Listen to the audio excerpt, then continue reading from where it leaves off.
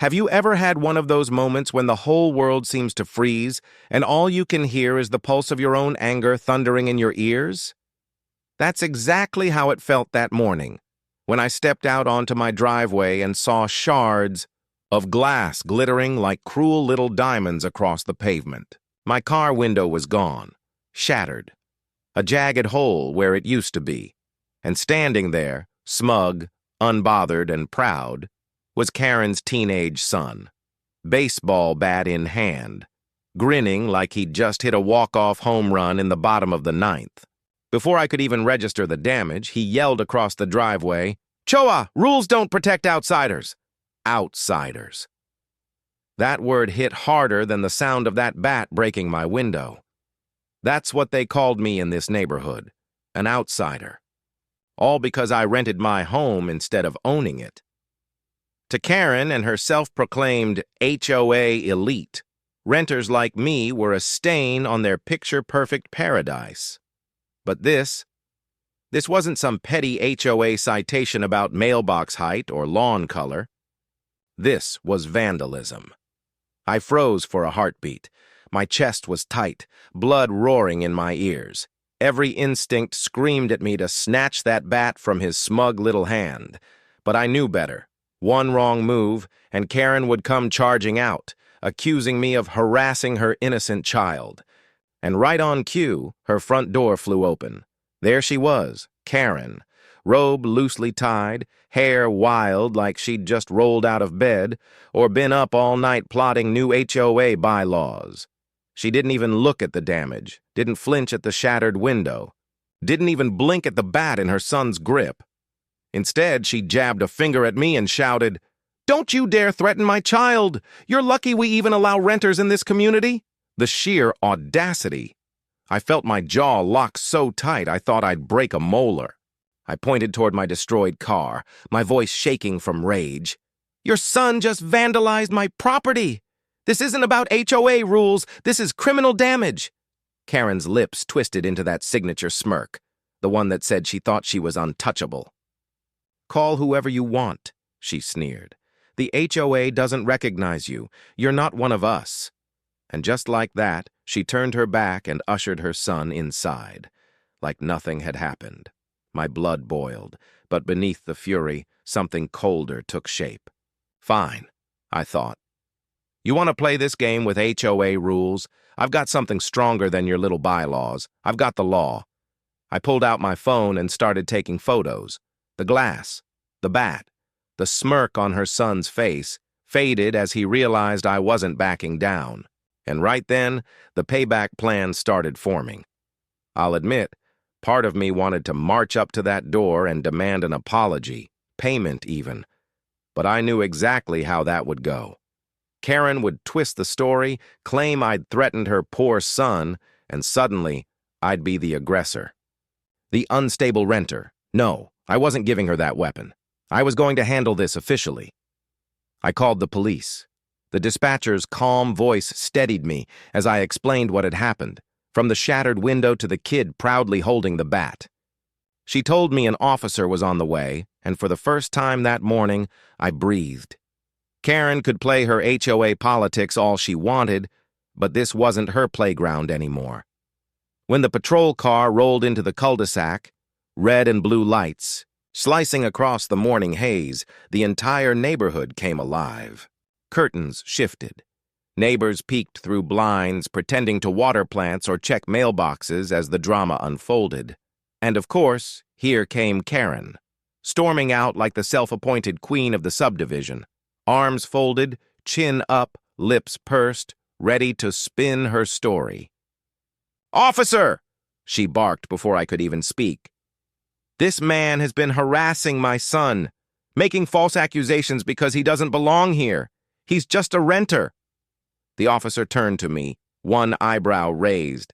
I didn't say a word. Instead, I showed him my phone, photos of the shattered glass. The bat is lying in the grass. Karen's son is grinning like a fool. The silence that followed was glorious. Karen's smirk faltered, her posture stiffened. The officer turned to her son. "Is this true?" he asked, voice sharp. The boy hesitated, eyes darting around. The swagger melted right off him. Karen tried to interject, shrieking, "He's just a child! He didn't mean—" But the officer cut her off. "Ma'am, destruction of property is a serious offense regardless of age.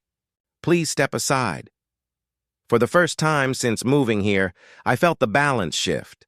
Karen wasn't in control anymore. Her HOA titles, her smug lectures, they meant nothing under those flashing lights. The officer took my statement, writing up a report. I knew this was only the beginning. Karen's son had crossed a line, and now the law had noticed. But what I didn't know yet was just how deep Karen would dig to protect him. And trust me, she was about to dig herself into a hole she couldn't climb out of. When the officer left, promising a follow-up, I thought maybe things would calm down. But with Karen, nothing was ever that simple. By the next morning, things had already gone from bad to worse. When I opened my front door, there it was, taped right to the wood, a letter. Not from the police. Not even official HOA stationery. Just a sloppy, badly formatted piece of paper with renter violations typed across the top in bold. According to this so-called notice, I was being fined for creating disturbances, harassing minors, and falsely involving law enforcement in neighborhood matters. I actually laughed. Out loud. It was so obviously written by Karen herself, probably the night before, sitting at her kitchen table, glass of wine in hand, convincing herself she was the neighborhood sheriff. Sure, the HOA board might have backed her before on petty nonsense, like how high my grass was or where I placed my trash bin, but this was way beyond their authority. She wasn't enforcing rules anymore. She was trying to bury me under fabricated charges to cover up what her son had done, but this time, she'd underestimated me. I had everything. Photos of the smashed glass, a copy of the police report number, and now, this ridiculous fake violation letter. Karen thought she could rewrite the story, but I wasn't about to let her hold the pen. So, I reached out to the actual HOA president, a man named Mr. Daniels who lived 2 streets over. Unlike Karen, he wasn't power drunk or easily manipulated. I forwarded him the violation notice, explaining what had happened. Within an hour, he replied, "This is not an official HOA document. Please disregard. I'll be addressing this at the next board meeting." Finally, a crack in Karen's armor. But if you think she took that humiliation quietly, you don't know Karen. That afternoon, as I was sweeping glass off my driveway, she came storming toward me like a thundercloud. Her son followed a few steps behind, sullen and quiet, either grounded or just terrified of what was coming next. "You think you're clever?" she hissed, her hands flailing as her voice rose loud enough for every nosy neighbor to hear. "You think you can ruin a child's future over one tiny mistake?" I didn't move. I just looked her in the eye. "Smashing my car window isn't a mistake, Karen. It's a crime. And that fake HOA letter you sent? That's not helping your case." For once, she didn't have a comeback. Her face turned crimson, her jaw clenched, and she spun on her heel, dragging her son behind her while muttering something about outsiders never understanding community values. But I wasn't the one who didn't. Understand, Karen was about to learn that her community rules meant nothing when stacked against real law, and that the storm she'd started was far bigger than she could control. The board meeting came sooner than I expected. By the time I arrived, word had already spread like wildfire. The golden boy of the block, Karen's pride and joy, had smashed my car window. And worse, his mother had tried to cover it up with a fake HOA letter. When I walked into the community hall, the tension was thick. Neighbors whispered in corners, side-eyeing Karen like they were finally seeing her for who she really was. Karen sat front and center, her son beside her, arms crossed and glowering at the floor. She shot daggers at me as I took a seat, but I didn't flinch. Mr. Daniels opened the meeting with calm authority, scanning the crowd before speaking. "We've received reports of property damage," he said evenly, "and of an unauthorized HOA notice being circulated. This matter needs to be addressed immediately." Karen leaped to her feet. "This man is blowing everything out of proportion," she snapped. "My son is a good kid. That renter provoked him! But Daniels cut her off, holding up the very paper she'd taped to my door. Karen, he said sharply, this is fraud.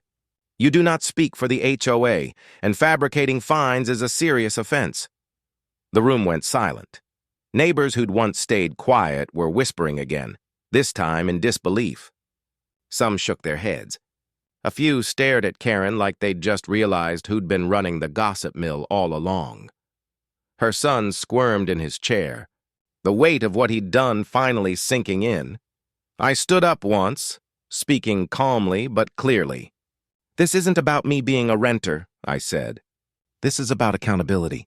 Everyone deserves to feel safe in their own home, whether they rent or own. For a split second, I saw something shift in Karen's expression. Panic, maybe even fear. She finally understood that her smirk and her HOA badge didn't make her untouchable anymore. Daniels concluded the meeting decisively. The police report stands, he said. The HOA has no authority here. And Karen, any further harassment will result in formal disciplinary action from this board. That was the moment her empire started to crumble. But the real blow came a week later. A juvenile court summons arrived for her son. The vandalism charge wasn't going away. Karen tried everything. Phone calls, letters, even cornering me in the street to spew half-hearted threats. But none of it mattered. The case had already left her hands. The law had taken over. In the end, her son was sentenced to community service and ordered to pay restitution for my car window. And honestly, I didn't need revenge. Watching Karen's smug confidence dissolve as she wrote that check was satisfaction enough. She avoids me now. No more fake letters. No more shouting across lawns. Just silence. Every time I walk past her house, I remember the lesson she learned too late. You can hide behind HOA rules all you want, but once you cross into real crimes, the world outside your little bubble comes knocking. And when it does, it knocks hard. If you enjoyed this wild HOA Karen saga, hit that like button, drop a comment with your thoughts, and don't forget to subscribe. Because trust me, the next story is just as unbelievable.